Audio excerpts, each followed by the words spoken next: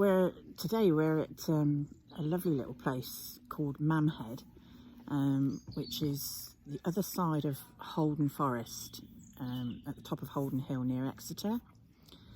And I'm with Holly, my daughter. Hi.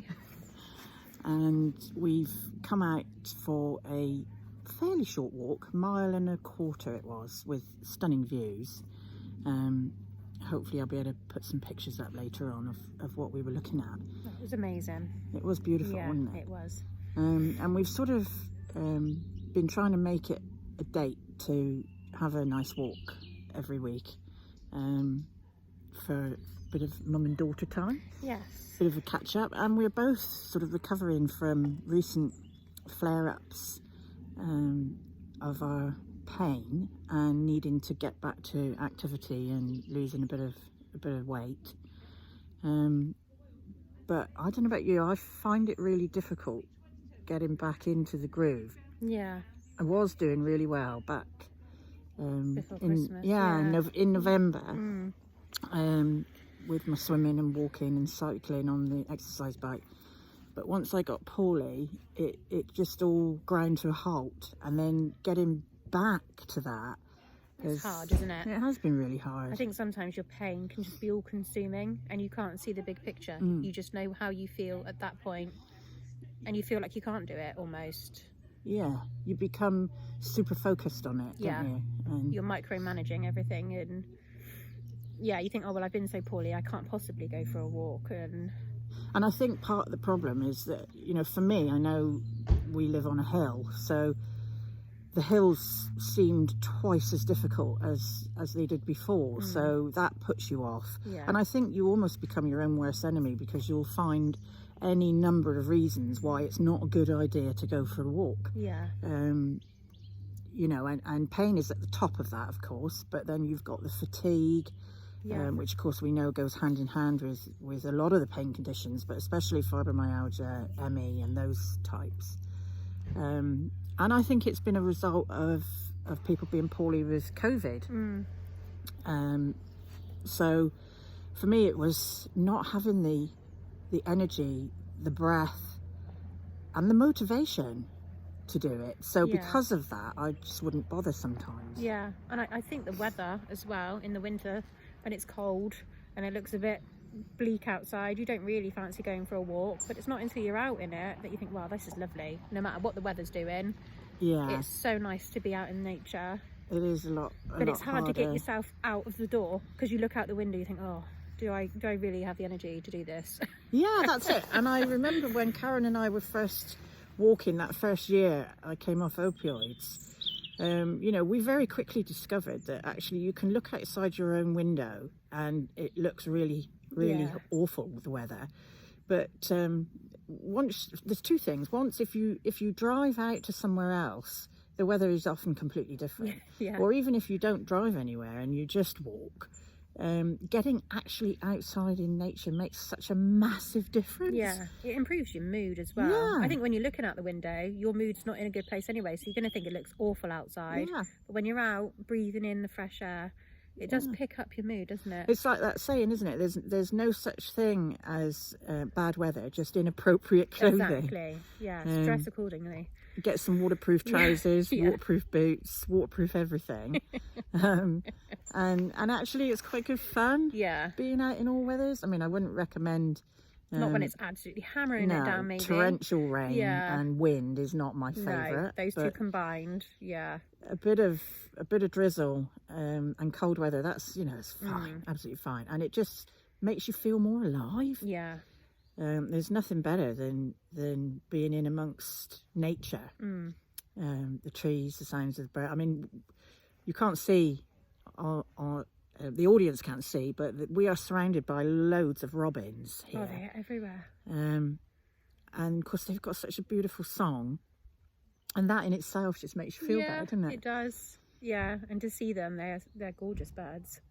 I think as well, what plays part and parcel into it is what we eat. You know, we discussed this last time, and it's been really difficult getting back into the whole healthy eating thing. You've got a good approach, I think, not considering yourself on a diet as such. I'm not saying that anything is off limits, because I think the moment that I do, that's all I'm going to want. I've just decided, no, it's a healthy living. I am everything in moderation. And if I want a bit of chocolate cake, for example, I will go and have it, and guilt-free. You know, you're not keeping anything out of the way. Nothing's off limits. Yeah, nothing's off limits. And I find that way, I don't even want it anyway. And you just think about why you want that. Yeah, exactly. You got to think of like the bigger picture. Yes, that cake might taste amazing at the time. In the moment. Yes. But if you're trying to lessen your inflammation, and trying to lose weight, because that helps your bones and that helps with pain, then that bit of cake isn't really helping. No, and I think we maybe are wrong in calling it comfort food, because that comfort only lasts a short amount of time, doesn't it? Just for that moment, and then you're sat there with your inner monologue, kicking yourself for even having that bit of cake. And thinking, well, why was I so stupid? And we are so nasty to ourselves. We wouldn't speak to anybody else that way. No, exactly. But we're so nasty to ourselves. I think it's all about silencing our inner critic, isn't it? And being kind as well. Have an inner critic, but maybe a nicer one. I mean, we've got the voices beforehand. Go on. You know you want it. Go on, have that bit of cake, have that Mars bar. And then you've got the other one immediately after saying, "Oh, you fool! Why did you do that? Now you're going to feel awful." Like you've got two little devils on your shoulder, saying, "Go on, have me," and the other one's like, "You muppet! Why did you have that?" Yes. Yeah, and that's how we go on, isn't it? Yeah. So, and I think it's just a vicious cycle, and it's hard to break out of the circle. And behaviour change, I think, is really, really difficult as well. I think it takes a long time to well, I believe there is a recognised amount of time that it takes to change a habit. And it can take a while. Yeah. For some people it's really quick, and for others it can take months. But we've both found that the benefits of avoiding those foods on the whole have made a huge difference to our pain experience. Definitely.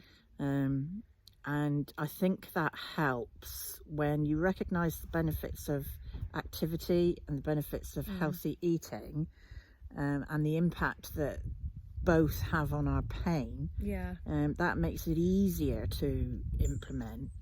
But I think what people often struggle with is that oftentimes we find the pain might get worse before it gets better. So the message really is that, it is safe to move even with our pain. Pain does not always mean damage. No. Certainly not in chronic pain, anyway. No. Acute pain, yes, but in chronic pain, it's obviously check with your doctor maybe, but in most cases, I think I'm right in saying that it is safe to move. Yeah. What we need to do is, I think, moderation. as we said before, don't suddenly get off the sofa and go on a 10-mile hike or climb a mountain. You want to start off gently. Yeah, little goals. Don't push yourself too far. Go as far as you can go that day, and then increase it after that. Yeah. You want to have a set period of going to X point for maybe a week or two, and then slowly increase it. Yeah. Just a little bit more. Just a little bit more. If you just go full pelt, then you'll turn around to yourself and say, I couldn't do that in the first place. Why did I bother? Yeah, you reinforce that. You're reinforcing the negativity. Yeah. And that vicious cycle. And I think because we're so used to looking inward at our pain, the slightest difference, we are immediately criticising and noticing and berating. And we need to stop doing that. And as we said before, be kind to ourselves. And celebrate the little wins. Yes, definitely. I mean, I always say to people, if all you can do, and some of you might be sick of hearing this, but it's true, if all you can do today is get to the end of your driveway or the end of your garden, that is blimmin' fantastic. And then tomorrow just try and go a little bit further and build on it slowly. Don't try and run a marathon. But I mean, it's not easy, and we all have bad days, no matter what we're doing or how we're eating. I think if you're eating better, you can get over it easier. Yeah, definitely. I think that's true. I think since doing those things, it's shown me that I recover a lot quicker You than I bounce did back before. a lot faster. Yeah. Yeah. So hopefully we'll do some more. We'll have some more chats like this and talk about other ways that we find helpful. Yeah. Okay.